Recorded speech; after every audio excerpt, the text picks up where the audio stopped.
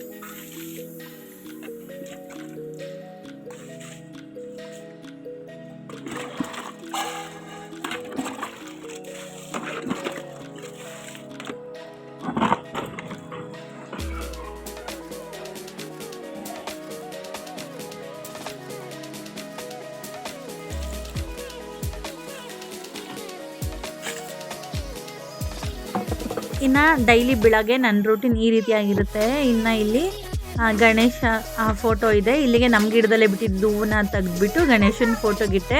ಇನ್ನು ಡೋರ್ನ ಕ್ಲೋಸ್ ಮಾಡಿಬಿಟ್ಟು ಇವಾಗ ಇನ್ನೊಂದು ಸ್ವಲ್ಪ ನೀರು ಹಾಕೋದೆಲ್ಲ ಇತ್ತು ಅಂತ ನೀರನ್ನ ಎಲ್ಲ ಹಾಕಿ ಮುಗಿಸಿದಾಯಿತು.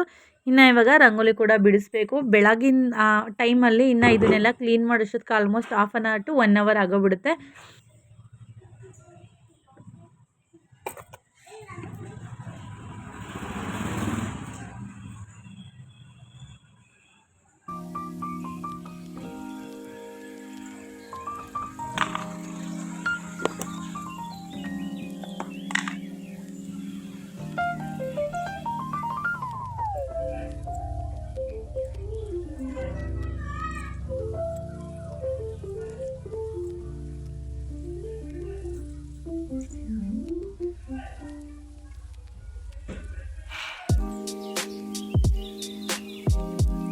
ಇನ್ನು ಟೈಮ್ ಕೂಡ ಆಗಿಬಿಟ್ಟಿತ್ತು ಅಂತ ಹೇಳ್ಬಿಟ್ಟು ಇನ್ನು ಒಂದು ಪುಟ್ಟು ರಂಗೋಲಿನ ಬಿಡಿಸ್ಕೊಂಡೆ. ಇನ್ನು ಈ ಕಡೆ 2 ಕಡೆನೂ ಕೂಡ ರಂಗೋಲಿ ಬಿಡಿಸ್ಬೇಕು, ಟೈಮ್ ಆಗಿಬಿಡುತ್ತೆ ಅಂತ ಹೇಳ್ಬಿಟ್ಟು ಸುಮ್ಮನೆ ಒಂದು ಬಾರ್ಡರ್ ರಂಗೋಲಿ ಥರ ಹಾಕಿ ಈ ಥರ ಒಂದು ರಂಗೋಲಿನ ಒಂದು 2 ನಿಮಿಷದಲ್ಲಿ ಆಗಿಬಿಡುತ್ತೆ ಅಂತ ಈ ರೀತಿಯಾಗಿ ಬಿಡಿಸ್ಕೊಂಡೆ. ಇನ್ನು ಟೈಮ್ ಇಲ್ಲದೆ ಇರೋ ಟೈಮಲ್ಲಿ, ಯಾಕಂದರೆ ಬೆಳಗ್ಗೆ ಹೊತ್ತು ಟಿಫನ್ ಮಾಡಬೇಕು, ನನ್ನ ಮಗನ 8:30ಗೆ ಸ್ಕೂಲಿಗೆ ಕಳಿಸ್ಬೇಕು, ಎರಡನ್ನೂ ಮ್ಯಾನೇಜ್ ಮಾಡಲಿಕ್ಕೆ ಆಗಲ್ಲ. ಆ ಟೈಮಲ್ಲಿ ಈ ರೀತಿಯಾಗಿ ತುಂಬ ಸಿಂಪಲ್ಲಾಗಿ ರಂಗೋಲಿಗಳನ್ನ ಬಿಡಿಸ್ಕೊಂಡ್ಬಿಡ್ತೀನಿ ನಾನು.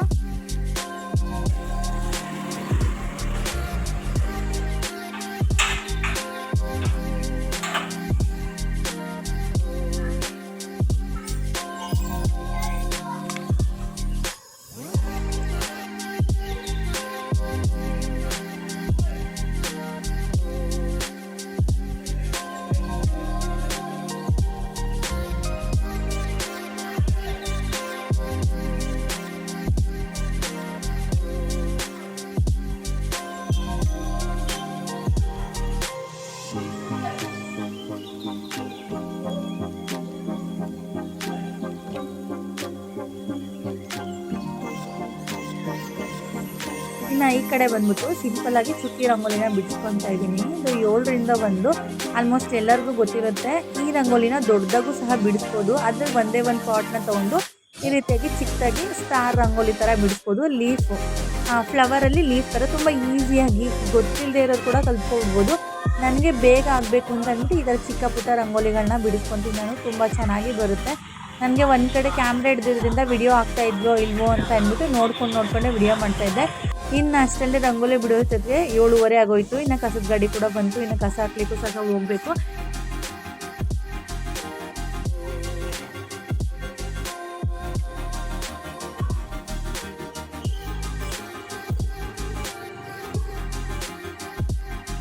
ಸಿಂಪಲ್ಲಾಗಿ ಈ ರೀತಿಯಾಗಿ ರಂಗೋಲಿ ಕೂಡ ರೆಡಿ ಆಯಿತು. ಯಾವ ರೀತಿಯಾಗಿದೆ ನನ್ನ ರಂಗೋಲಿ ಅಂತ ನೀವು ಕಮೆಂಟ್ ಸೆಕ್ಷನಲ್ಲಿ ಕಮೆಂಟ್ ಮಾಡಿ.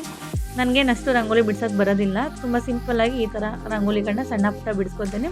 ಇನ್ನು ಗಣೇಶನ ಮುಂದೆ ಕೂಡ ರಂಗೋಲಿ ಬಿಡಿಸ್ಬೇಕು. ಚಿಕ್ಕದಾಗಿರೋದ್ರಿಂದ ನಾನು ಅಷ್ಟು ತುಂಬ ದೊಡ್ಡ ರಂಗೋಲಿಗಳೆಲ್ಲ ಬಿಡ್ಸೋಕ್ಕೆ ಹೋಗಲ್ಲ. ಇನ್ನು ಸುಮ್ಮನೆ ಈ ರೀತಿಯಾಗಿ ಯಾವುದೋ ಒಂದು ಡಿಸೈನ್ ಹಾಕಿ ಬಿಟ್ಬಿಡ್ತೀನಿ. ಟೈಮ್ ಇದ್ದರೆ ನಾನು ಚುಕ್ಕಿ ರಂಗೋಲಿಗಳನ್ನ ಬಿಡಿಸ್ತೀನಿ.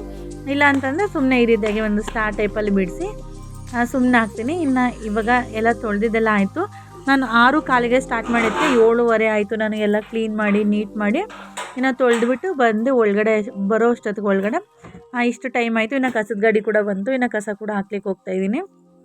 ನನ್ನ ಬೆಳಗಿನ ರೂಟೀನ್ ಯಾವ ರೀತಿ ಇರುತ್ತೆ ಅಂತ ಹೇಳ್ಬಿಟ್ಟು ನಾನು ನಿಮ್ಮ ಜೊತೆ ಇವತ್ತು ಶೇರ್ ಮಾಡ್ಕೋತಾ ಇದ್ದೀನಿ. ಇನ್ನು ಕಸನೂ ಸಹ ಹಾಕಿ ಬಂದೆ. ಇನ್ನು ಕಸ ಹಾಕ್ಬಿಟ್ಟು ಬಂದು ಅಲ್ಲಿಂದ ಹ್ಯಾಂಡ್ ವಾಶ್ ಮಾಡಿಕೊಂಡು ಇವಾಗ ಹಾಲು ತರಲಿಕ್ಕೆ ಅಂತ ಬಂದಿದ್ದೀನಿ. ಹಾಲು ಮತ್ತು ಮೊಸರು 2 ಬೇಕಾಗಿತ್ತು. ಇನ್ನು ಖಾರ ಪೊಂಗಲ್ಗೆ ಹಾಲು ಮತ್ತು ಮೊಸರು ಕೂಡ ಬೇಕಾಗಿತ್ತು. ಮೊಸರು ಬಜ್ಜಿ ಮಾಡಲಿ ಖಾರ ಪೊಂಗಲ್ಗೆ ಅಂತ.